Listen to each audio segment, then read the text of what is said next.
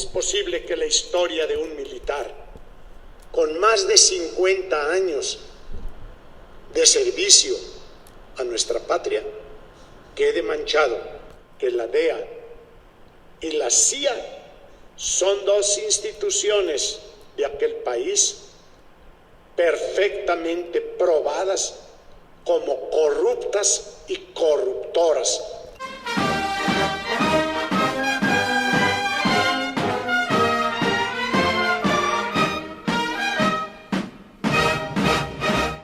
Bienvenidos a México el Marcha. De manera rápida los quiero invitar a que se suscriban al canal y activen la campanita de las notificaciones. Amigas y amigos, ya todos sabemos que detuvieron a el general Cienfuegos Cepeda, quien fuera importante funcionario en el gobierno de Enrique Peña Nieto. Ya se ha hablado mucho de los motivos por los que lo detuvieron, todos que tienen que ver con ahora sí que andar moviendo sustancias adictivas y lo que tiene que ver con estas organizaciones, llámese lavado de dinero, llámese distribución, etcétera, etcétera.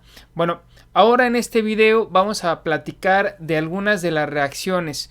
Vamos a platicar también de las acusaciones, a qué organización se dice que apoyaba y sobre todo vamos a mostrar la opinión de Fernández de Ceballos, quien fue el primero en salirle al brinco y decir que todo se trata de una falsedad inventada por la DEA. Sin la menor prueba, él dice que todo esto es pues un invento de las organizaciones estadounidenses. Vamos a mostrar las palabras de este sujeto y vamos a decir por qué no estamos de acuerdo y en qué parte de su dicho si estamos de acuerdo. Así que si no te molesta, pues vamos a iniciar con la información que es abundante y que se está superando cada día que pasa. Sale más información respecto a este tema.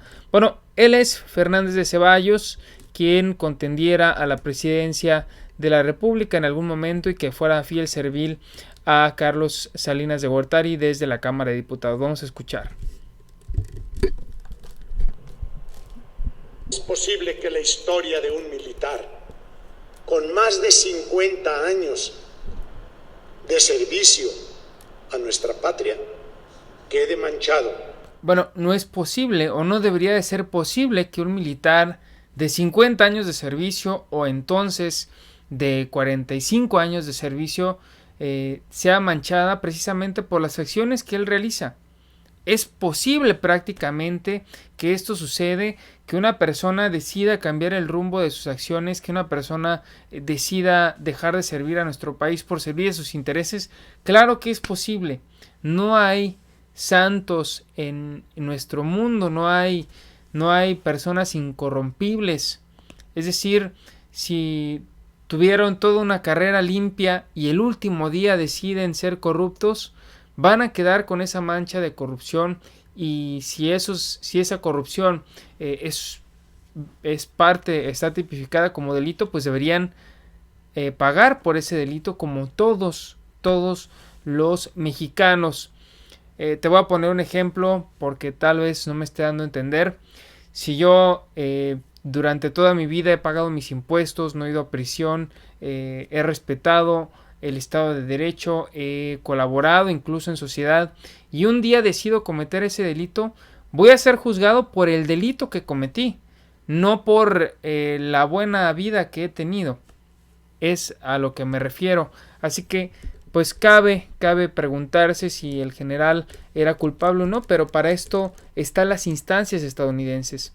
¿Por qué dice el jefe Diego que porque la DEA le inventa unas pruebas?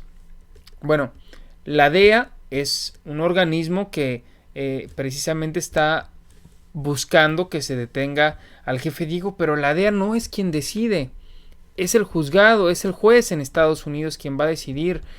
La DEA le presenta las pruebas al juez y el juez es quien tiene la última palabra, porque dice que hay que ver el peso de las pruebas. Vamos a escuchar mejor al jefe Diego a ver lo que dice. Porque la DEA obtuvo de un juez de aquel país la privación de esa libertad.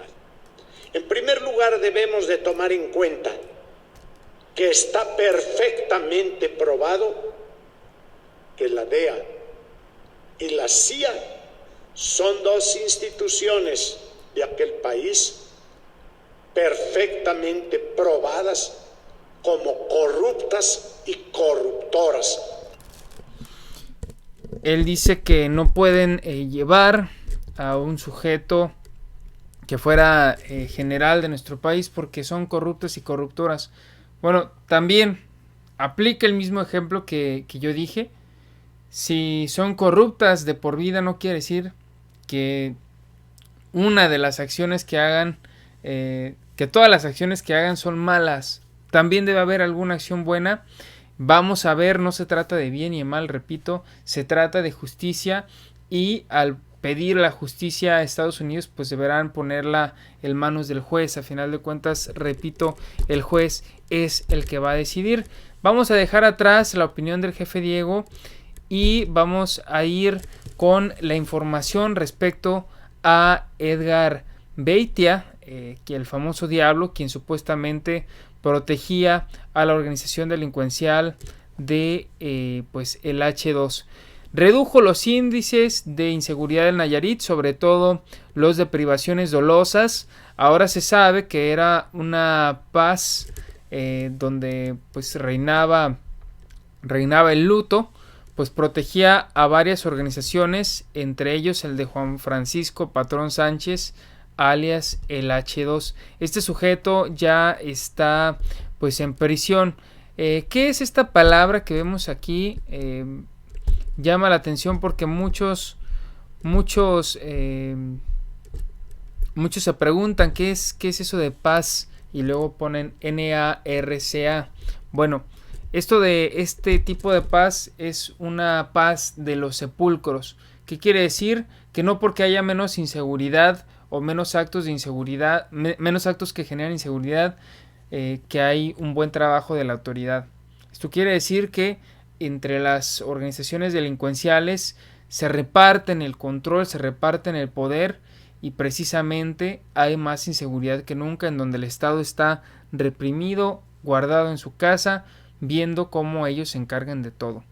Bueno, este sujeto, el H2, no el Diablo, el H2 es a quien, que ya no vive, por cierto, a quien supuestamente el general Cienfuegos era el que apoyó. En estos audios que tiene la DEA, pues se habla de que, bueno, en estos mensajes de la DEA se habla de que precisamente el padrino es el general Cienfuegos, que el padrino apoyaba al H2 y que tienen varios mensajes en BlackBerry, y que estos mensajes son prueba suficiente para detener a el general. Yo no meto las manos por nadie, por nadie meto las manos, tampoco voy a defender a este sujeto, lo único que dejo pues en las manos de la justicia, y si el general tenía un prestigio de 50 años, pues repito, por 50 años y un delito se debe de juzgar el delito, no lo que sucedió durante toda una vida. ¿Quién es el H2? ¿Quién era el H2 que sobornaba al general, y a cambio de qué? Pues lo sobornaba a cambio de protección, a cambio de atacar a sus contrarios. La agencia dice que pues prácticamente con información proporcionada por funcionarios del Gabinete de Seguridad, Patrón Sánchez formó parte de la organización de Sinaloa y en 2008 decidió unirse al grupo de Isidro Mesa, quien colaboraba con el grupo de los hermanos Beltrán.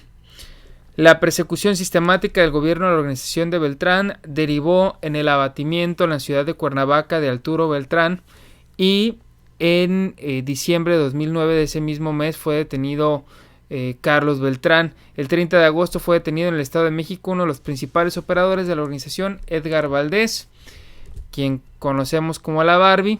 Y bueno, en 2014 es aprendido el Héctor Beltrán en Guanajuato. En ese contexto, Patrón Sánchez asumió el liderazgo de la organización hasta que el 9 de febrero pues lo abatieron. Bueno, otra agencia de efectivos de la SEMAR fueron quienes acabaron con su vida. Y bueno, este sujeto era quien sobornaba supuestamente al Ejército Nacional en general. Hay muchísimo de lo que se puede hablar. Y bueno, prácticamente este video se trató de la opinión del jefe Diego, pero me interesa saber también cuál es tu opinión. Déjame en los comentarios. Bueno, llegamos al final de este video. Recuerda que la historia la hacemos todos, así que infórmate, actúa y pon a México en marcha. Nos vemos hasta la próxima.